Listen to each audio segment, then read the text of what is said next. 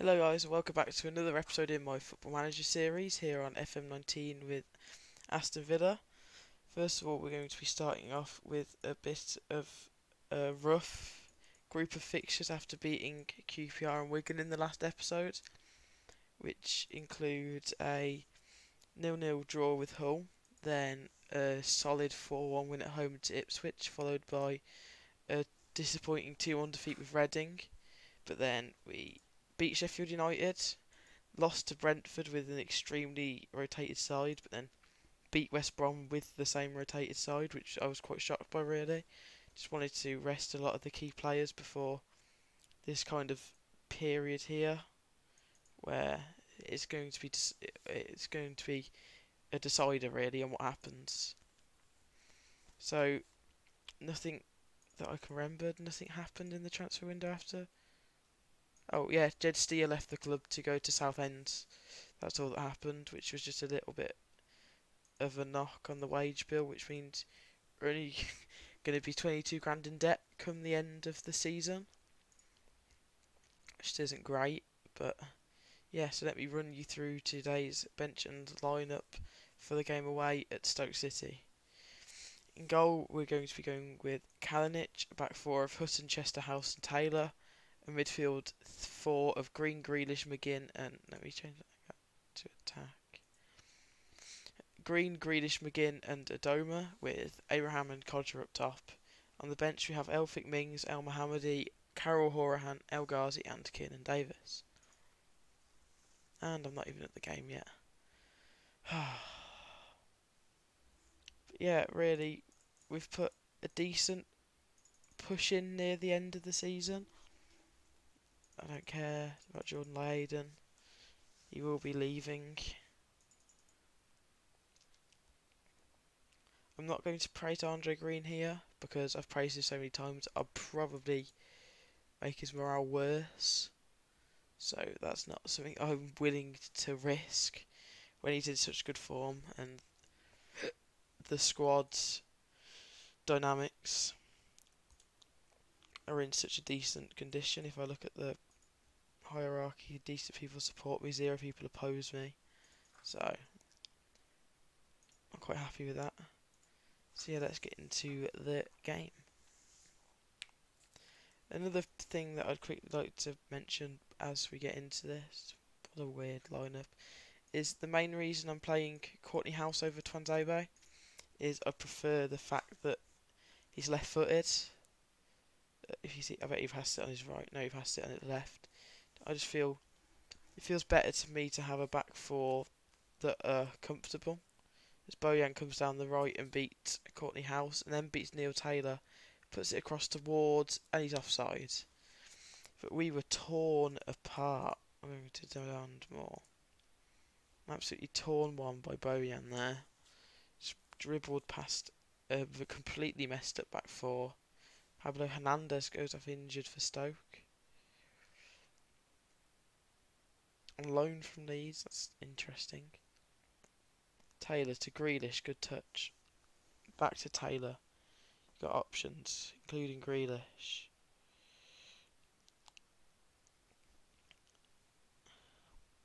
Taylor to Grealish. Give it back out to Taylor or into Abraham over the bar. Disappointing really when he had a lot of better options. Klukas with the free kick, saved by Lovre Kalinic. Good save actually. Kalinic has been solid this season. Really impressed with him. He's still improving as well, which is always a good thing because the keeper's going to last longer than the average outfield player. I say outfield, they're an outfield player, but they last that slight bit longer. Decent free kick from Andre Green, but straight into Butland's hands. Hutton can take that down. Gives it to House. Into Taylor. Back to Courtney House. McGinn can bring it forward, maybe. Or just give it to Grealish. He's going to bring it forward. Abraham. Out to Andre Green. Whips one to the back stick. Cleared, falls to Abraham. Saved by Butland. Abraham brings it back. Bauer wins the tackle. 2 minutes added on in the first half. Another highlight though, Butland clears it forward. Can Taylor win the header? No. But he's going to receive it anyway. Going to give it to Andre Green. Who drives forwards. Gives it to Abraham. Good one too. Abraham over the bar again. Probably a move worthy of the finish, but really we're absolutely dominating Stoke. Doing nothing wrong here. We just need to continue doing what we're doing. I can't. I was gonna tell Codger to book his ideas up, but I never got the opportunity because I accidentally clicked on my assistant manager to do it.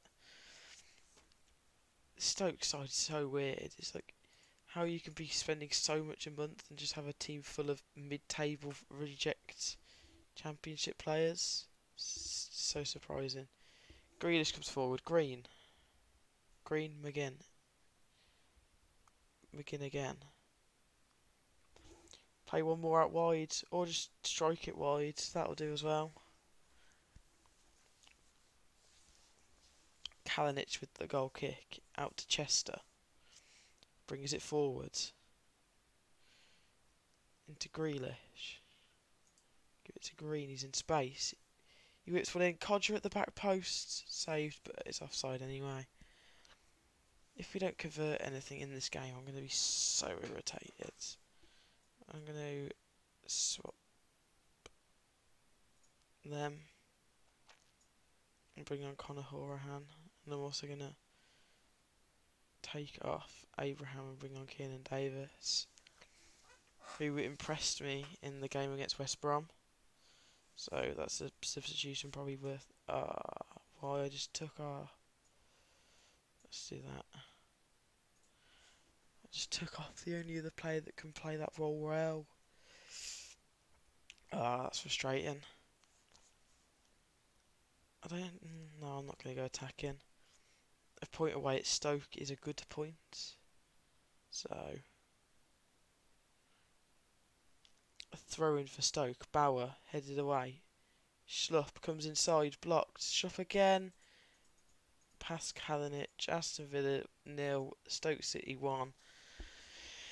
A game where we've totally dominated, and they're down to 10 men due to injury. Codger makes it 1-1 instantly.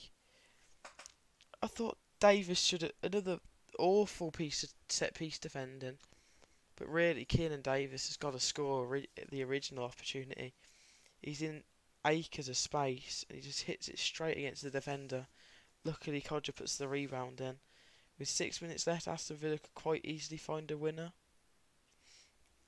But I don't know. It might happen. Horahan whips it in. Davis at the back post isn't marked. Gets his first goal of the season. Let me just change that to cautious quickly. Brilliant comeback late on by Aston Villa. Stoke City clear to Afobe. He pulls it inside to Woods. Late chance here for Stoke. Headed away by Adoma. He wins it back and clears to Kiernan Davis, who's in on goal. Blocked. Corner though, and that's going to be full time at the Bet365. As the corner's whipped in, Codger puts it wide. Is the goal kick going to be? I'll be surprised if the goal kick's taken. No, it isn't. Full time at the Bet365. Aston Villa 1, 2, Stoke City 1. And I'll come back for the home fixture against Derby County. And we are back for the second game of the episode at home to Derby County. One quick thing to show you before we get into the game. I'll leave him on the bench actually. Is that we had our youth intake and oh wait, has he gone into the under-18s instantly? We had David Brens come through, who is a centre back with 4-star with the potential ability that could go up to 5 stars, which I feel, although current, do we have a? Can I move him? I can't. No, you have to be 18, don't you? Because I feel that he's going to be extremely good in the future with a bit of work, and I'm instantly going to actually get him to be working on his... How do you do it?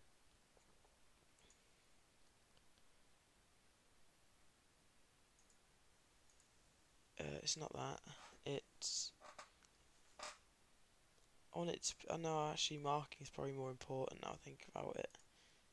Let's leave that like that. And get into the game against... Sorry about Discord screen popping up there, guys. And get into the game against Derby County. To quickly, no changes to the lineup either. So hopefully we can... If we win this game, that'll give us 3 back-to-back wins, and that'll really fire us into the playoff positions. Taylor with an early throw into Andre Green, back to John McGinn, who switches it brilliantly to Albert Adoma, into Tammy Abraham, and that's another opportunity that he's just got to score, but he hasn't. So that's great. McGinn with a throw in to Abraham, mix in the middle, and James Chester's got the final touch to make it Aston Villa 1, Derby County 0, which moves us into the automatic positions as well, which feels good. Adoma, brilliant turn, drives, gives it into McGinn, who gives it to Grealish, back to Green. Grealish with a brilliant switch of play to Taylor, into Abraham, 2-0. Rampant so far from Aston Villa in the first 13 minutes. And yeah, limiting Derby County's not even having a shot as Adoma clears Malone's throw. Mason Mount strikes one wide. First shot of the game for Derby. On the attack now, I say that as the ball's all the way back to House. Brilliant ball to Andre Green, however. Switches it to Adoma, and it's 3. Derby County are absolutely awful.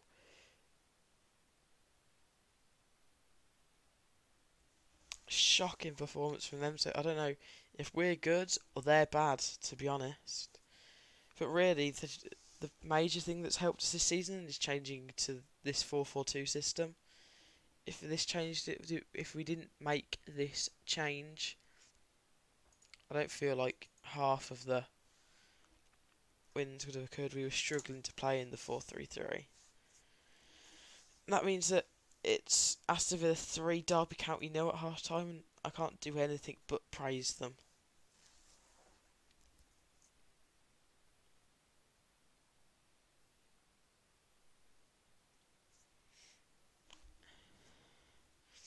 Ball goes back to Carson, into Tomori, back to Carson. Cleared up to Jack Marriott, to King. 2 options down the right for him. He chooses Jayden Bogle, who whips one in. Harry Wilson's free at the back stick. Derby County have pulled one back.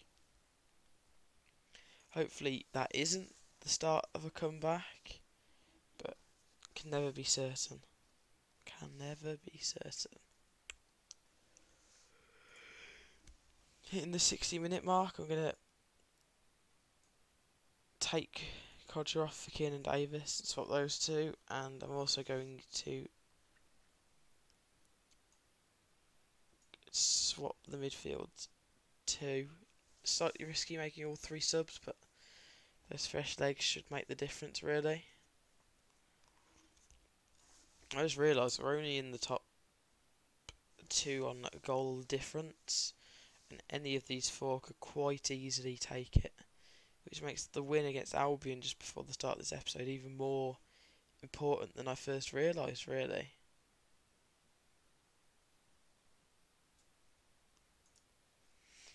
Throw to Horan from Hutton, back to him. I don't know if this is going to be... Feels like it's too early to be the starting highlight. It's Hutton's with a brilliant ball to Kiernan Davis, saved by Scott Carson. after he scored in the comeback against Stoke. I thought he might get 2 and 2 off the bench there, but as time slowly plays out, full time at Villa Park, Aston Villa 3, Derby County 0. I'm going to praise them for that. Nobody was awful except for Codger, but for some reason one of the two are always awful every game out of these two. So yeah, and this is the rest of the youth intake. It's pretty awful. So this is where I'm going to end the episode. Thank you guys for watching. Please make sure to like, subscribe, leave a comment and share the video.